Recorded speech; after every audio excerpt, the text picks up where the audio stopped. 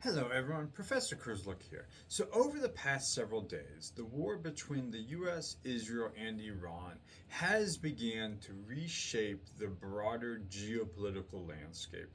So while attention is focused and has been focused on the immediate regional implications. So, this has involved military escalation, the discussion and the risk of a wider war in the Middle East, and this idea of an instability in the Persian Gulf. Receiving less attention is this issue that there may be, and there probably is, another important dimension that deserves our attention and us thinking about, and that is how Russia is benefiting from this conflict. So it might seem counterintuitive or even ironic that one of the countries that is benefiting from this, or at least is perceived to be benefiting from this conflict, is the Russian Federation. So, again, at first glance, this might seem counterintuitive. Russia and Iran are friends, they're allies. Russia doesn't have a lot of powerful allies left. So, it seems that if one of their allies is suffering militarily or going through military defeat, that they would actually be benefiting. And when we think about why, Russia has their own war in Ukraine. It remains heavily sanctioned. It does continue to face pretty severe economic pressure. We read stories about high inflation rate and the cost in lives and funds for their war in Ukraine. They're losing their ally in Iran. So it seems like all of these things are working against the Russian Federation. However, geopolitical crises oftentimes produce unexpected strategic advantages for actors, here Russia, who are not directly involved in the fighting. So in this case, the conflict with Iran may be helping Russia in three important ways. First, through energy markets, through the diversion of Western political attention, and through the weakening of sanctions pressure. So, thinking about these issues helps illustrate an important principle in international relations, in international politics, that conflicts rarely occur in isolation, and outside forces play a role and are impacted by the conflict. So instead of occurring in isolation, we see how these forces spill out across the global political landscape and economic landscape. So let's start with what is probably the most immediate impact, and this is energy markets, something that we're hearing a lot about. People are feeling the price at the pump. People, even if they're not purchasing gas, they drive by the gas station and they see the cost of gas going up. It's probably talked about on your evening news. So this is front and center to a lot of people. Russia's economy itself remains heavily dependent on oil and gas exports. Even after Western sanctions intensified and were put on the Russian energy sector following the full-scale invasion of Ukraine, energy resources continue to provide a major source of funding for the Russian state, for the Russian economy.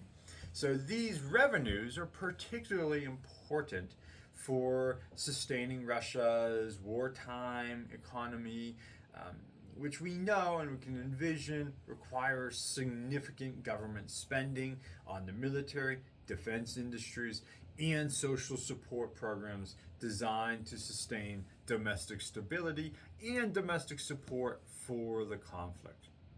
So, how does why does this matter? When geopolitical instability erupts and has erupted in the Middle East, global oil markets often react quickly. Again, we see it at the gas pump, we see it on the nightly news. The Persian Gulf remains one of the most important energy production regions in the world. So any disruption to shipping routes, production facilities, or regional security can raise concerns about supply shortages. When markets anticipate potential disruptions, prices rise. And here in the US and around Europe and around the world, people take note, people notice. For Russia, this dynamic can actually be advantageous. So if you're a consumer in the US, you might see the price of oil, the price of gas go up. You pay more to be able to drive home tonight. But for Russia, remember this dynamic might actually be advantageous. High global oil prices increases the value of crude oil Russia exports to international buyers, particularly in Asia. Even if sanctions limit some trade channels, countries such as China and India have continued purchasing Russian energy. When prices rise, these exports generate more revenue for Moscow. So, in other words, a conflict destabilizes the Middle East energy supply can actually indirectly strengthen Russia's financial position in the world. So that does not mean that this effect is going to be unlimited. Russia, of course, still faces shipping constraints, sanctions enforcement measures, and, of course, increased transportation costs. But even modest increases in oil prices can translate into billions of dollars in additional revenue over time for the Russian Federation. So for a country that's fighting an expensive war, those revenues matter a lot. For a country that has been shunned by much of the developed, industrialized economies of the world, this changes the global dynamic and might bring Russia in from the cold. And we know that there are starting to be discussions in Brussels, discussions in Washington, D.C., about lifting some sanctions of Russian oil exports and imports. So changing dynamics in the oil industry and the energy industry have a potential to really benefit Russia. Again, we see that a war in the Middle East impacts the rest of the world. So the second mechanism that we can think about is political rather than economic. International politics operates under conditions of what we can consider limited attention. Governments can only focus on so many crises at once. The media can only and does only focus on so many crises at once. When a major new conflict emerges, especially one involving a strategically important region like the Middle East, it inevitably shifts attention away from other issues. For the United States and many European governments, the war in Ukraine has been a central strategic priority since 2022, when the full-scale invasion occurred. Military aid, diplomatic coordination, sanctions enforcement, and alliance management have all required sustained political attention. However, a major escalation, involving Iran forces policymakers to redirect resources and attention towards a different theater than Europe. So this diversion can occur in many ways. Military assets may be repositioned. We're starting to see news articles over the past several days of the repositioning of military assets assets leaving South Korea, being moved, Ukraine starting to come train about anti-drone technology.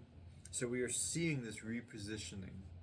Um, we also see the diplomatic efforts shift towards crisis management in the Middle East, away from crisis management in Europe.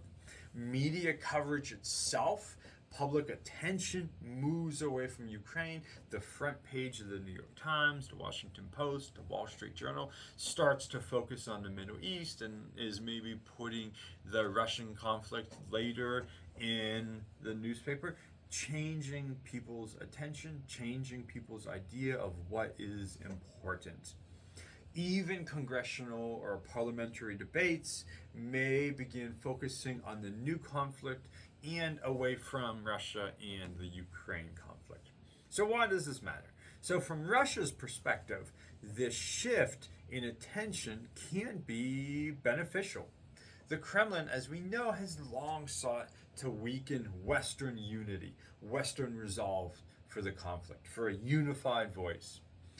Russia has long attempted to reduce the level of sustained involvement that has helped the Ukrainians, has kept the Ukrainian issue front and center. So if Western governments become increasingly occupied with the Middle East, with Iran, maintaining that same level of focus on Ukraine may become more difficult. So, importantly, this does not mean that Western policy towards Ukraine or the energy sector will change immediately and forever. But geopolitical distractions can gradually start to reshape the environment in ways that benefit Russia. And so this third mechanism involves sanctions and those global energy networks and global energy trade. So economic sanctions are one of the primary tools that Western governments have used to pressure Russia following the invasion of Ukraine. These sanctions target financial institutions, technology transfers, and importantly, those energy exports, with the goal of reducing Russia's ability to fund its war effort in Ukraine. However, sanctions rarely operate in a vacuum. Their effectiveness depends heavily on global economic conditions and countries willing to sustain some hard at home, which to keep sanctions on, which will push the price up for domestic audiences. So when energy markets are stable and supply is abundant, sanctions on a major energy exporter like Russia can be pretty relatively effective and sustainable. Buyers have alternatives, and governments can coordinate efforts to restrict Russian exports. But when geopolitical crises disrupts the energy market, the situation changes. If conflict in the Middle East creates uncertainty about oil supply or uncertainty about shipping routes, like what we're experiencing with the Strait of Hormuz, large energy consumers may become more willing to purchase Russian oil, even if it comes with political complications or the withdrawal of sanctions comes with some domestic pressure to not change that policy. So countries that prioritize energy security may view Russian oil, Russian crude oil, or Russian natural gas as an attractive alternative during these periods of market instability caused, again, by the conflict in Iran. So in our case, in this case, geopolitical shocks can weaken the practical impact of sanctions by creating incentives for buyers to maintain or expand energy purchases from sanctioned states. So, These three things taken together, the Iran case, the Iran crisis, illustrates how interconnected modern geopolitics has become. A conflict in the Middle East can affect energy markets worldwide. Those energy markets influence the economic stability of countries engaged in other conflicts around the world or in the Middle Eastern conflicts. And then shifts in global attention can alter the political dynamics surrounding ongoing conflicts. So for Russia, which we know, we've seen articles in the Washington Post about how Russia's probably supporting Iran.